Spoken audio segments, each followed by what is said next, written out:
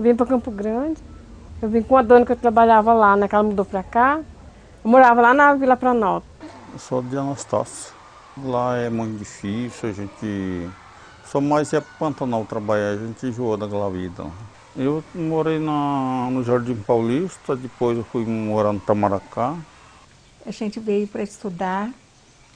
A minha irmã tinha 15 anos nessa época. E através dela que meu pai veio. Aí viemos tudo pequeno e acabei crescendo aqui. Foi em 92 que eu fui conhecer a verdadeira história e a situação que os índios viviam em Campo Grande. Morando em favelas, sem condições dignas de moradia. E foi aí que começou toda uma busca dessas comunidades. Encontramos índios em vários bairros. E juntando essas famílias, fizemos uma grande assembleia, onde decidiu a ocupação aqui, que vieram porque uns tinham sido despejados, outros porque não tinham condições de pagar o aluguel, e aí a gente se juntou aqui no Marçal de Souza. Foi uma retomada de território, foi ocupado aqui. Aqui era uma área que então o prefeito Antônio Mendes Canali tinha passado para a FUNAI construir a Casa do Índio. E a FUNAI nada fez, era 5 hectares de terreno.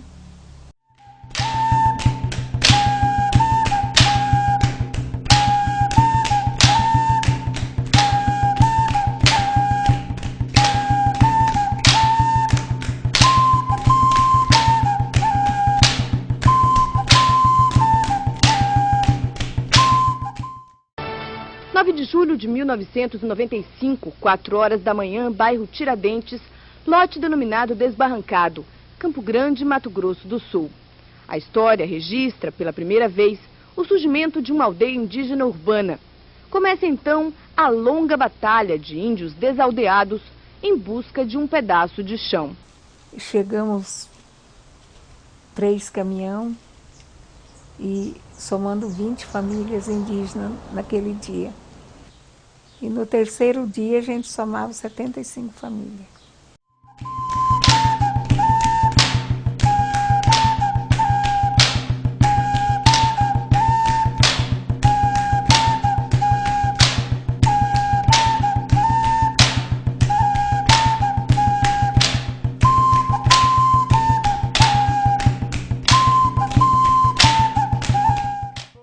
Encontraram a terra nua. Não havia água, saneamento, energia elétrica nem asfalto. Mas a aldeia urbana nasceu. Fios foram puxados, canos e mangueiras instalados. Tudo clandestino. Os barracos foram levantados com lonas e pedaços de madeira velha. O povo da floresta formou sua nova comunidade. Mais uma favela na cidade grande.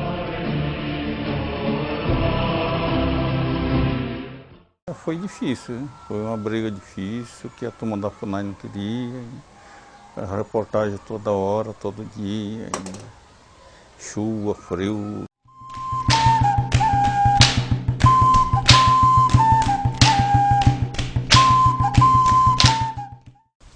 E aí foi aí que começou as negociações de casas, e aí foi construídas as casas de alvenaria. Aí depois veio aí a infraestrutura, que foi a encanamento da água e casa, né?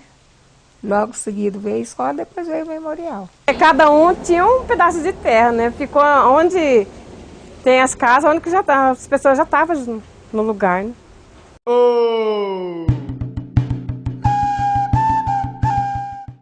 Essa é a primeira aldeia urbana do Brasil. Tem 135 casas em formato de oca e residem cerca de 1.050 famílias de índios terena. Fomos nós que escolhemos o modelo da casa, né? Como que a gente queria. Porque esse modelinho dela da frente é o modelo da oca terena. No final dessa rua tem a Escola Municipal Sullivan Silvestre de Oliveira, que em tereno significa Tumineco Olivonô, que é Criança do Futuro.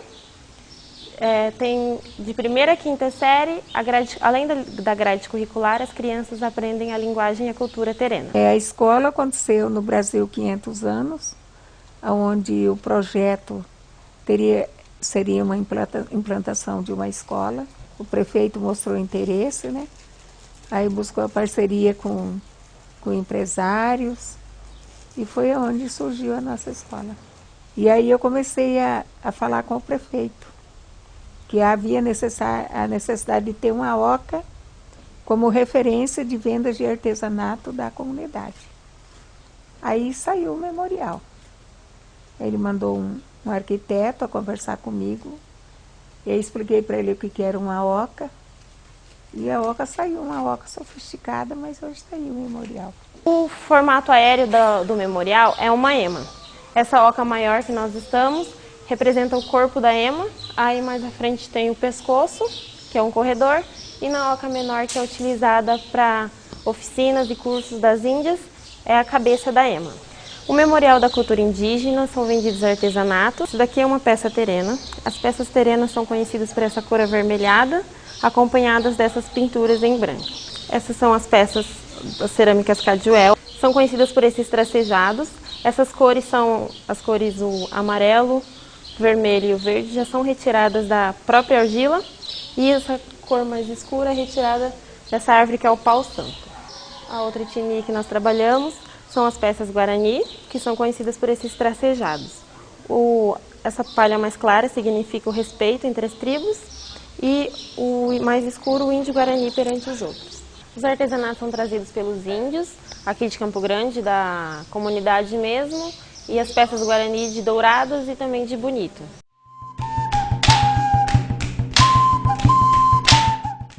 Porque ser cacique para a comunidade indígena, a gente delega o poder para a pessoa que é cacique, como se fosse um juiz. Aqui eu já fiz até casamento. Aqui a gente faz registro, né, resolve conflito. Só que eles decidem junto comigo, né? No coletivo. Quando eu não consigo resolver, eu chamo a comunidade. E a comunidade ajuda em assembleia.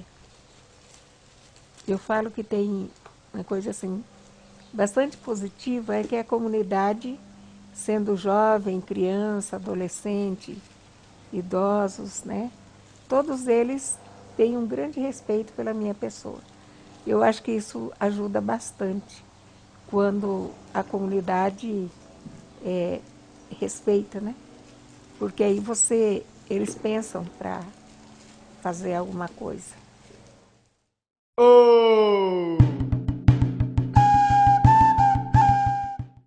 Depois que meu tio morreu, a gente veio pro velório, conheceu o lugar. Aí a minha mãe resolveu vir morar pra cá. E mora aqui há mais ou menos 17 anos. Foi quando eu tinha 5 anos. Eu mudei com meus avós. Eu cheguei quando eu tava com um mês. Um mês. Eu era bebezinho. Uhum.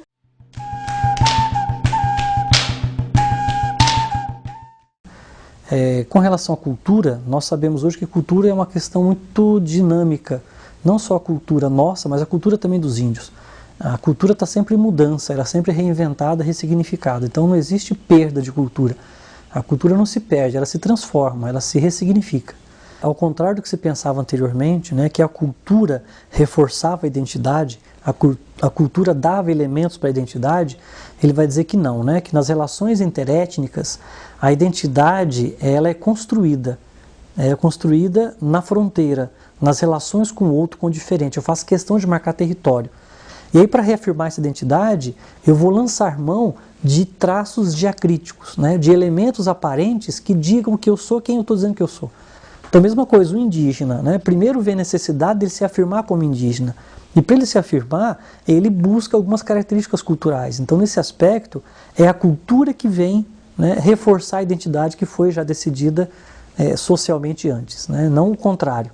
Então, por exemplo, se você vê as retomadas de terra, né, que aconteceram esse ano, os conflitos, né, em quase todas as reportagens da imprensa, os índios estavam caracterizados, né, com penas, cocares, com pinturas de guerra, né, com tacapes.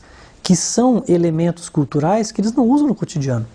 Mas naquele momento de uma luta, né, para retomar o território tradicional, para aparecer na imprensa, eles fazem questão de usar esses traços que a gente chama traços diacríticos, né, que são esses traços externos, para dizer, olha, e reforçar, eu sou índio. Então esses elementos culturais eles vêm ajudar a reforçar a identidade cultural, né, dessa etnia. Você se vestir como índio já é um orgulho seu, você se sente bem. Então, por isso, na atualidade, a antropologia trabalha com esses dois conceitos básicos, né, de identidade. Né? Para uma pessoa que é quilombola, que é indígena ou de uma outra etnia, a primeira questão é você se assumir como tal. Né? Isso chama a autoidentificação. Quando a gente sai por aí, as pessoas falam, ah, você é índia, mas você não parece índia, mas eu quero parecer índia, porque eu sou, né? Sabe, não posso negar o que está na minha identidade, o que está na minha cara, não nego. Tenho orgulho muito de ser. E para justificar essa identificação, a gente coloca um segundo elemento, que é a sua comunidade de origem. Ela te reconhece como tal? Né? Então, se eu sou um branco de olhos claros, vou dizer que eu sou negro quilombola? Como? Eu tenho que ter um respaldo da minha comunidade. Meus pais eram índios, pai e mãe, então eu tinha que me assumir como índio.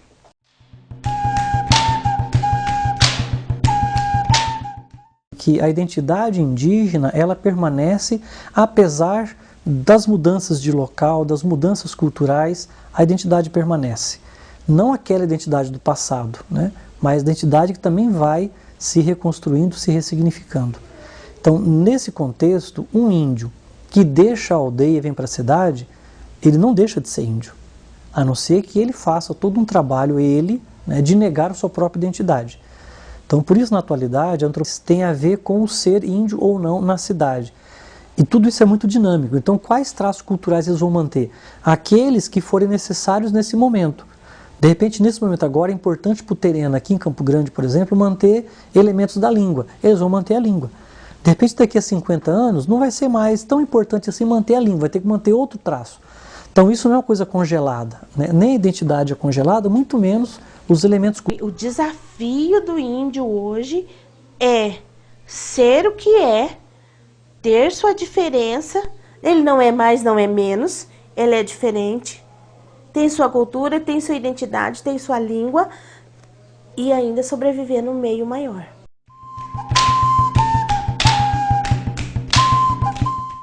Que os indígenas, mesmo estando na cidade há 2, 3, 4 gerações, eles não perdem o vínculo com as comunidades de origem, com as suas parentelas de origem. Então, pelo menos uma vez por ano, quase todos esses índios voltam para as suas aldeias de origem. É impressionante. Não na minha aldeia, onde que eu nasci, eu vou na aldeia da minha amiga.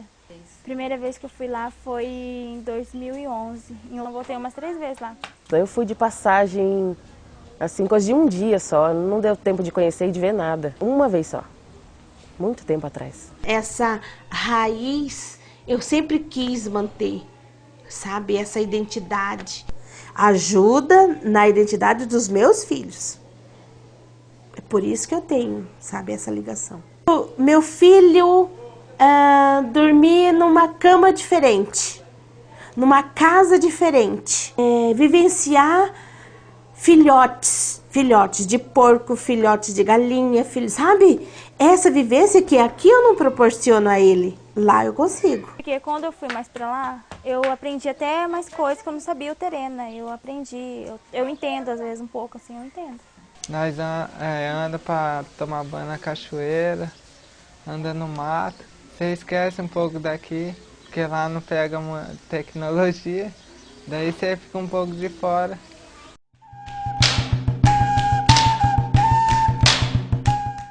Agora, o meu trabalho, ele não fortaleceu só o meu ser índio, como ele fortaleceu o ser índio de muita gente. Porque tinha gente que tinha vergonha de ser índio, né, de se assumir quanto indígena. Tem algumas histórias que meu avô conta. A importância é conhecer a história dos nossos antepassados, como que eles viveram, a cultura deles. O que eles sabem de ser índio, aprende na escola. Que é aprender a falar línguas e essas coisas. Assim. Às vezes eles ficam falando algumas palavras assim que a gente tem que perguntar. O que você está falando, né? Porque eu não tenho noção do que seja. Ah, eu acho importante, eu gosto porque eu perdi, né? Eu não quero que eles percam também.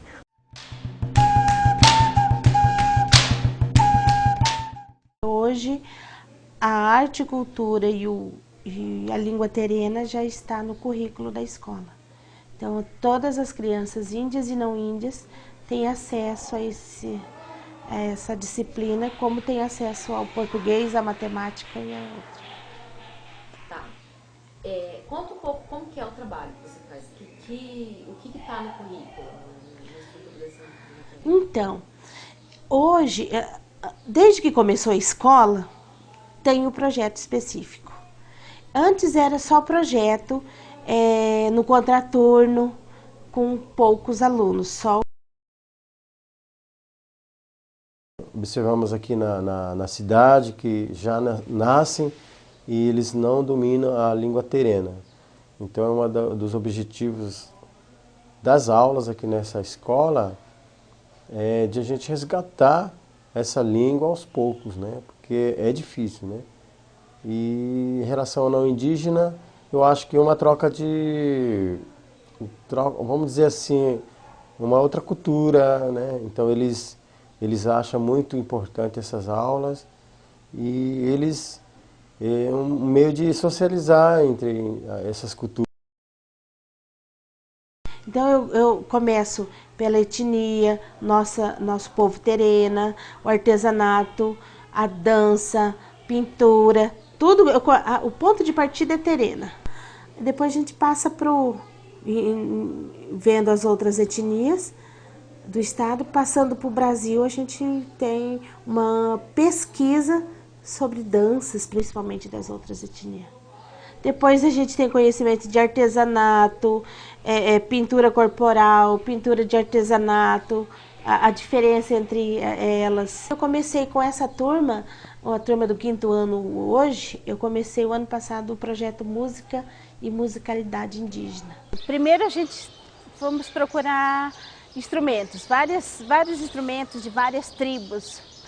Aí depois o trabalho foi andando, foi enriquecendo, a opinião deles também foi, sabe, aí eles começavam a cantar, sabe, uma música ou outra com instrumento, tocando instrumento. E aí eu pensei de formar uma bandinha, sabe, com instrumentos indígenas. Aí nós apresentamos na Feira Cultural Indígena em abril. Aí nós fomos convidados agora para apresentar uma mostra de cultura regional do TRT. Vamos começar? Eu coloquei a música para... Vai!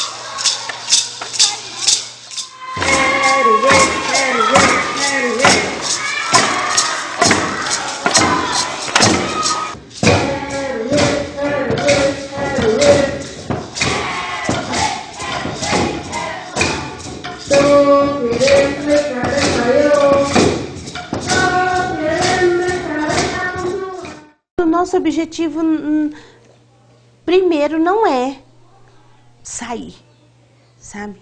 A saída, os convites, é consequência do nosso trabalho. Isso é muito bom ser convidado.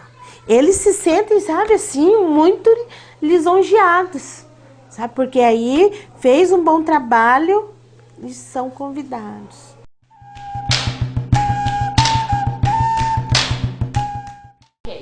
Um ponto negativo que eu vejo e que eu lamento muito não ter é dominar a escrita e a fala da língua terena. Esse é um reflexo que eu carrego por ter nascido na cidade e morado o tempo todo na cidade. Porque tem gente que fala bastante e elas não entendem, a gente fica sem entender, porque às vezes a gente até se sente excluída. Eu tive conversando com os pais na comunidade, aí se pergunta, mas qual que é a finalidade, né, dessa disciplina? O meu filho não vai usar futuramente, o meu filho não vai prestar um concurso e não vai utilizar essa língua. Os pais falantes da língua materna, eles não transmitem em casa. Então, uma das outras dificuldades que nós estamos enfrentando aqui na nossa comunidade. Então eles preferem falar a língua portuguesa para os filhos, né? Meus avós falam só os dois, mas eu nunca aprendi. Entendo, entendeu? Entendo. Só que eu não falei que minha mãe não falava com a gente. Assim como eu não falo a minha língua, eu não posso passar para os meus filhos nem para os meus netos. E como eu não posso passar para eles, eles também nunca vão aprender. Né? Então, e assim vai seguindo, né? Eu tive motivos fortes para isso, né? Porque quando eu vim da minha aldeia, eu vim muito pequena, eu falava o idioma, fiquei fora da escola durante 2 anos para aprender a falar o português. Eu falo que perdi a minha língua pelo fato da discriminação do mundo branco. Né? E esses preconceitos que às vezes é passado para alguns índios, onde tira a sua autoestima, né? E eles passam a ter vergonha de ser índio. Eu acho que uma das maneiras de ser aluno, não identificar, de ser indígena, é por causa do preconceito, a discriminação. Eles têm medo, né, vamos dizer assim, de se identificar devido a esse preconceito ainda que tem, né? Eu acho que vai ficar mais pior do que está. E hoje as pessoas já criam no meio dos brancos, como dizem, né? Então já vai afastando mais, que só falam no português. Vai esquecendo os idiomas dos índios. Eu acho que vai sumir um pouco, né, da cultura, do jeito, porque a maioria aqui tá entrando muita tecnologia e as pessoas vai mudando, vai deixando um pouquinho de lado a cultura. Eu acho que vai acabar, porque tipo as casas fizeram tipo formato de oca, né? As pessoas estão desmanchando, as crianças estão virando adolescentes, não querem mais saber de cultura nem de nada.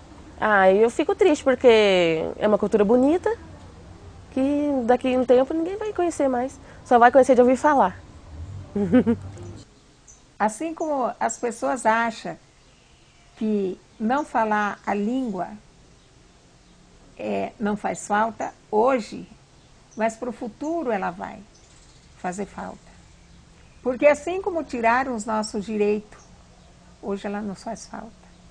Assim como estão tirando a nossa identidade, o nosso registro, as documentações indígenas, que é a qual ele comprovava que ele era índio, hoje ela não tem validade.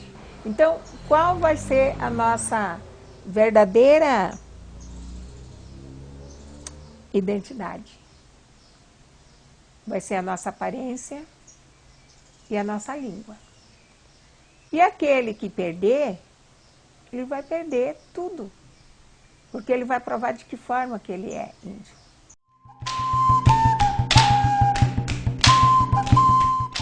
Por que a escola faz questão de ter isso? Porque a escola percebe isso na comunidade. E se nós não fizermos a nossa parte de preservação cultural, não vai ter.